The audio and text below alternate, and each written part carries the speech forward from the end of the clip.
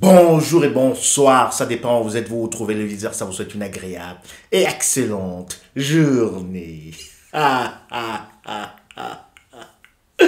Alors, comment vous allez? J'espère bien. Moi, de mon côté, ça va. Donc aujourd'hui, je vous propose de venir vers vous avec une petite vidéo.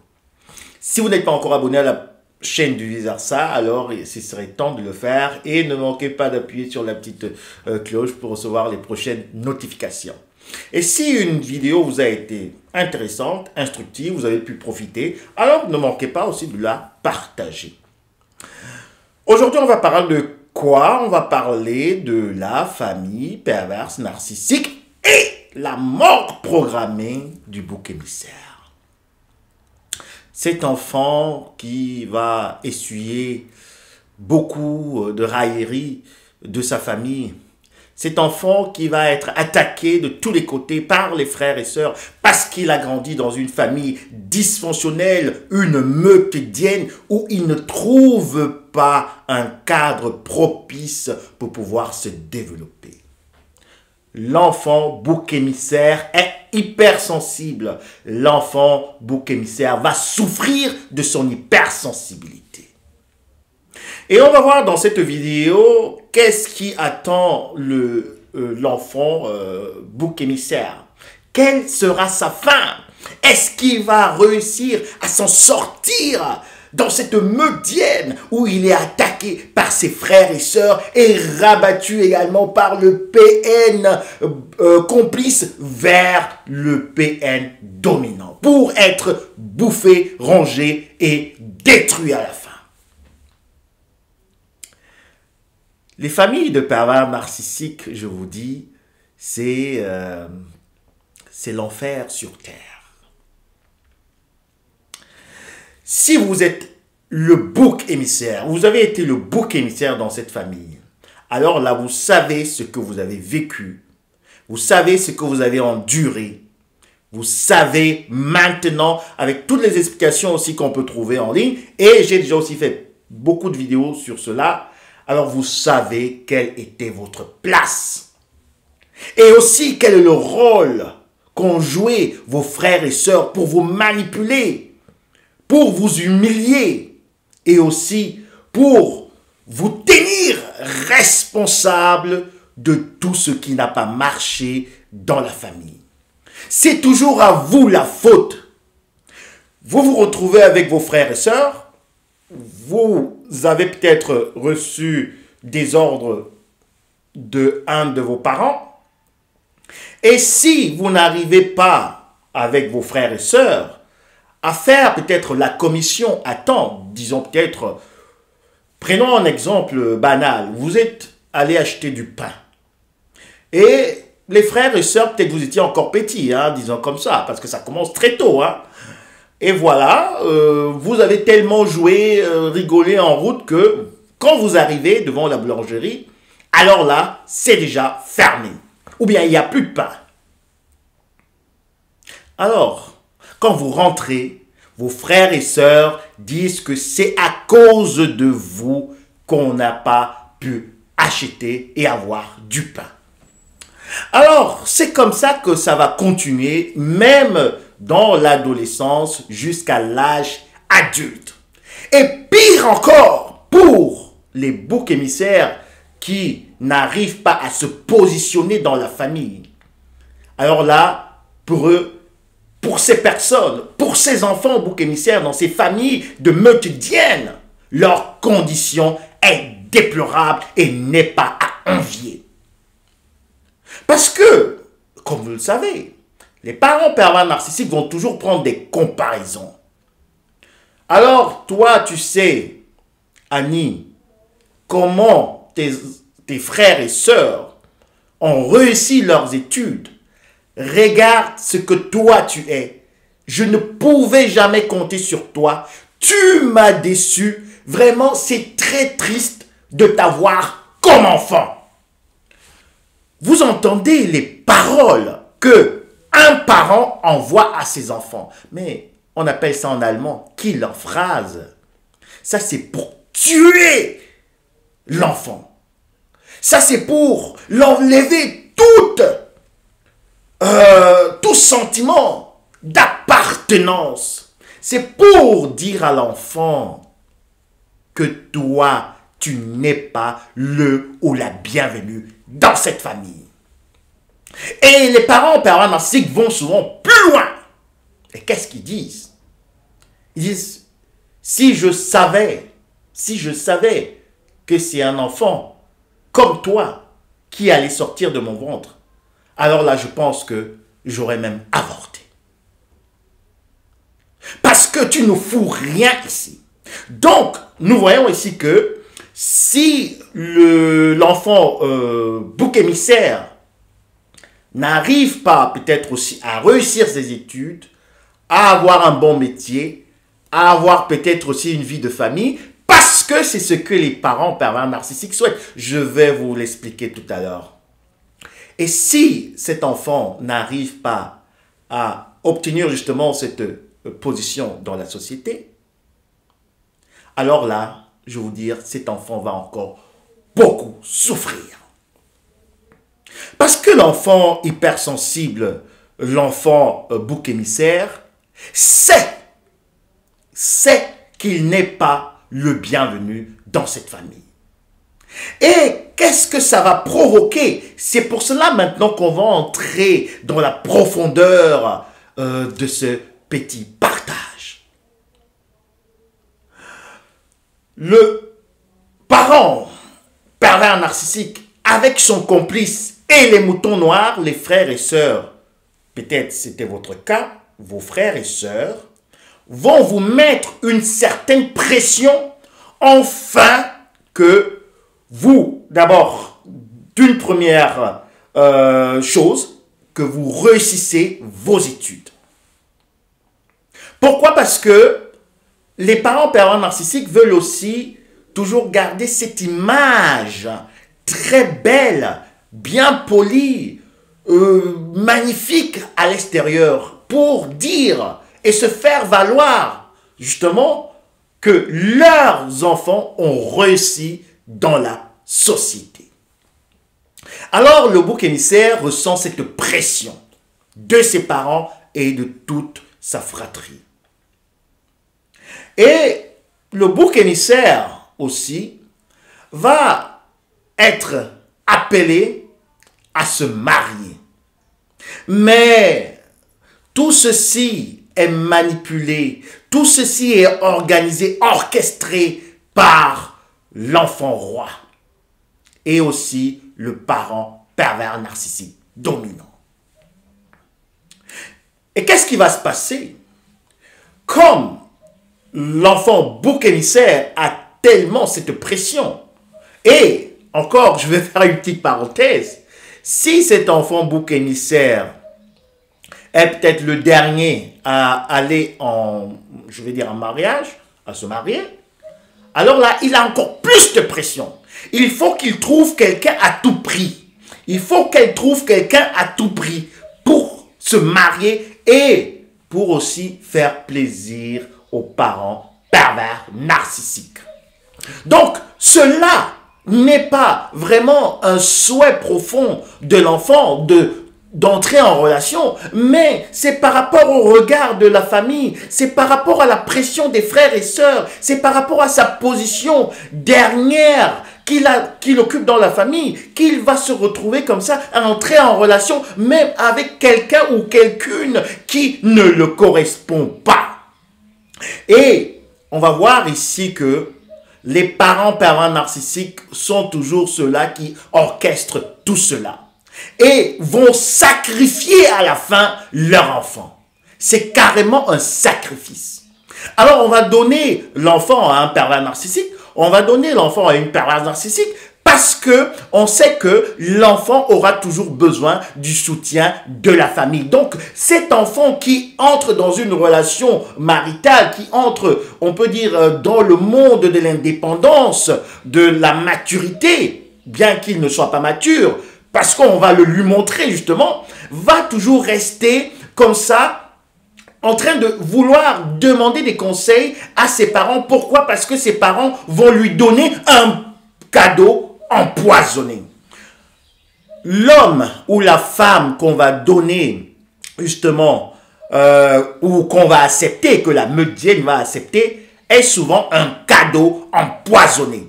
Pourquoi? Parce que quand ce poison, donc quand cette personne va commencer à empoisonner la vie du bouc émissaire, alors le parent pervers narcissique va dire que moi j'ai l'antidote de ce poison. Moi j'ai l'antidote de ce poison. Mais en vérité, les parents pervers narcissiques n'aimeraient pas que l'enfant bouc émissaire puisse se libérer, qu'il puisse entrer dans une relation. Ils ne veulent pas cela. Pourquoi? Parce que l'enfant doit toujours rester un enfant. Il doit toujours rester là, comme ça, dans la famille et servir de nourriture énergétique pour toute la famille. Quand quelque chose ne va pas, alors là, c'est l'enfant qu'on va toujours doiter. Le bouc émissaire ici, par occurrence. Alors, quelle est la suite du bouc émissaire? Le bouc émissaire, il y a 3 scénarios. Il y a 3 scénarios et le premier scénario, c'est de rester dans cette famille. Rester dans cette famille et de se laisser bouffer. Et de se laisser comme ça déshumaniser. Parce qu'en fait, à la fin, le bouc émissaire qui reste dans une famille de pervers narcissiques n'a plus de substance. C'est quelqu'un qui ne sait plus qui il est. Il a perdu toute identité. C'est un enfant qui est complètement perdu. C'est un enfant, je dis ici enfant, il a plus de 40 ans déjà. Je parle d'une personne qui a plus de 40 ans, qui a plus de 30 ans, qui a plus de 50 ans. Mais cet enfant n'a pas une certaine indépendance. Cet enfant reste dépendant de toute la famille. Et il n'a pas justement ce charisme. Il a perdu tous ses dons. Il a perdu toute sa joie de vivre. C'est un zombie qu'on a transformé comme ça. On transforme le bouc émissaire en zombie. Dans le premier scénario, quand il reste dans cette meutienne, parce qu'il sera bouffé. Il sera bouffé par les frères et sœurs, par l'enfant roi qui ne va pas lui donner ou faire de cadeaux. Alors, nous avons le deuxième scénario. Le deuxième scénario, c'est l'enfant quitte justement la famille de parents narcissiques. Il s'éloigne, hein, et puis pour faire vivre sa vie. Et alors là, maintenant, les parents pervers narcissiques, en tout cas toute la meudienne, va être à sa poursuite. On va poursuivre l'enfant bouc émissaire. Pourquoi? Parce que, d'abord, il faudrait que vous représentiez ça de la sorte. L'enfant bouc émissaire est la nourriture de la famille. C'est lui qui sert de viande. Quand un des moutons noirs n'est pas disponible à se faire massacrer par le grand frère ou la grande sœur, ou le parent PN, c'est le bouc émissaire qui va subir tout cela. Donc en fait, quand toutes ces personnes veulent dégager leur toxicité, se libérer de leur frustration, se libérer de leur haine, de leur jalousie, de tout ce qui est négatif, de toutes ces ondes, c'est l'enfant bouc émissaire qui va porter cela. Donc, quand vous n'êtes plus là, ça les énerve. Ils ne sont pas OK avec cette situation. Ils ne sont pas d'accord. C'est pour cela qu'il faut aller à la poursuite, à la chasse de l'enfant bouc émissaire. Et dans ce scénario, dans le deuxième scénario, l'enfant a essayé un peu de s'éloigner. Peut-être l'enfant a eu la providence de trouver quelqu'un de sain, parce que ce n'est pas toujours le cas. Hein. Les enfants bouc émissaires sont destinés toujours à entrer dans des relations de merde chaotiques avec des PN, des schizophrènes, des psychopathes et des borderline, des gens qui sont aussi parfois des sadomaso. Mais si la providence, la divinité de lumière a permis que cet enfant puisse avoir une relation saine, donc avoir quelqu'un qui pourra aussi l'orienter, l'aider et tenir compte de ses failles narcissiques sans en abuser, alors là, la famille ne sera pas d'accord. La famille ne sera pas d'accord parce qu'elle va essayer justement de créer une triangulation par leur gendre ou leur belle-fille, disons comme ça. Et si cela est bloqué, donc la personne est saine, il a déjà repéré la manipulation de sa belle famille, donc de la famille de sa femme ou de son mari, si c'est une femme ici dans ce cas. Alors là, il va bloquer justement cette manipulation. Il va empêcher que sa femme, son épouse, soit attaquée. Et quand les parents pervers narcissiques, la médienne va remarquer qu'elles n'ont plus possession, elles ne peuvent plus dominer sur cette hyène bouc émissaire, une petite hyène bouc émissaire, c'est très intéressant, mais c'est pas aussi, toujours je peux dire, très gai pour ces personnes. Alors, qu'est-ce que ces parents vont faire? Ils vont régner leur enfant. Ils vont régner l'enfant en pensée, en parole et en acte. J'espère que vous avez compris. Je vais encore essayer d'éclairer le deuxième scénario. Le deuxième scénario, l'enfant a pu s'échapper. L'enfant a pu former une famille. L'enfant a pu se positionner dans la société. Et les parents ont encore essayé d'accéder à la vie privée de cet enfant, bouc émissaire, mais n'ont pas pu ou ne peuvent pas. Alors là, ils vont commencer à renier cet enfant. Et aussi, ça sera parfois verbal. Ça peut être un coup de fil. Ça peut être un coup de fil. Et comment on peut peut-être se dérouler ce coup de fil? Allô, Nadine? Oui.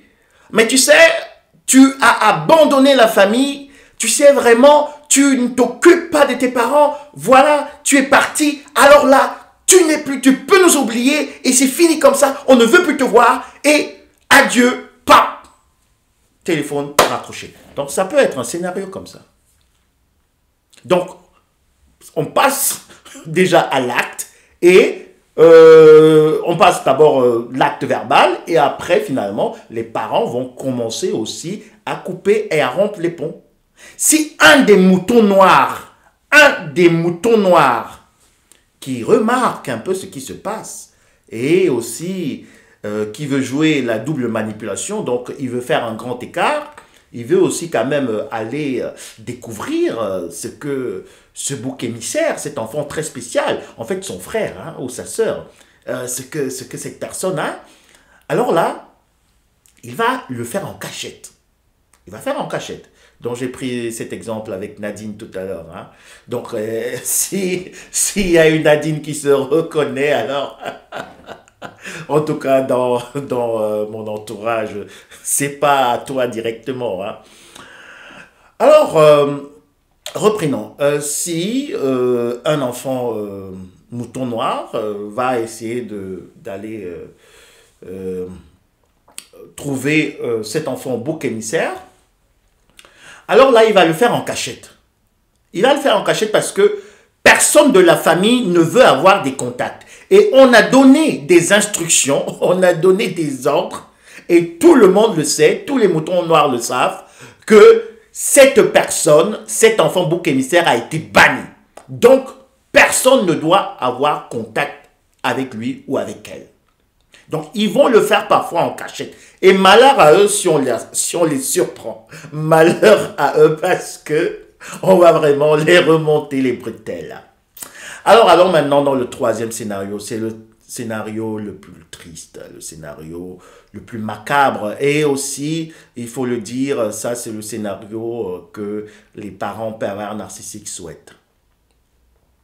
Ça, c'est le scénario idéal. Pour eux, ça c'est vraiment la fin du film qui va se présenter. Et pour eux, pour avoir une joie, pour être content, il faut que le film se déroule comme ça, comme dans le troisième scénario.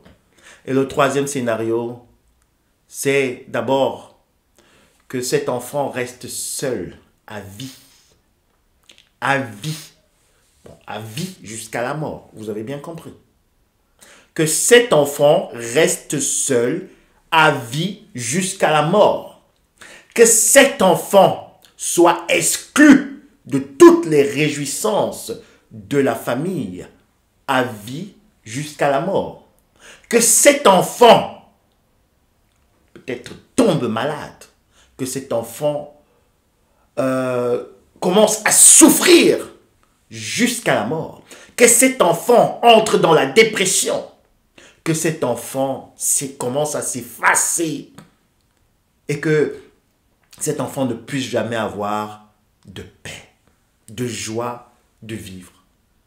Et que cet enfant se retrouve peut-être dans un asile psychiatrique. Parce que là, je veux vous dire, c'est en ce moment que vous reconnaissez, que vous savez que les meurtrières sont très dangereuses. Les meurtrières, les familles pervers narcissiques, ce sont des familles de cannibales qui souhaitent la mort de leur enfant. Surtout du bouc émissaire, parce que le bouc émissaire s'est échappé. Et quand il s'échappe, on souhaite donc justement ce troisième scénario, cette mort fatale, cette agonie, cette mort à petit feu. Pourquoi? Parce que le bouc émissaire, s'il ne fait pas un travail en soi, s'il ne cherche pas de l'aide, il va commencer à se morfondre, il va se culpabiliser. Et à la fin, il va se auto-détruire. Pourquoi? Parce qu'il est maintenant seul. Il avait un père, autant pour moi. Il avait une mère. Il avait des frères et des sœurs. Mais maintenant, il se retrouve seul dans les difficultés. Et il n'y a personne qui est là. Parce que la Meudienne l'a encerclé. La Meudienne est allée partout dans la famille, à gauche, à droite, pour diaboliser justement le bouc émissaire. Parce que, n'oubliez pas, j'ai aussi fait une vidéo sur ça, le bouc émissaire, c'est celui-là qui porte toutes les fautes. C'est celui-là qui porte tout le mal de la famille, afin d'aller où? Dans le désert, pour y laisser sa peau. À très bientôt. Peace bye.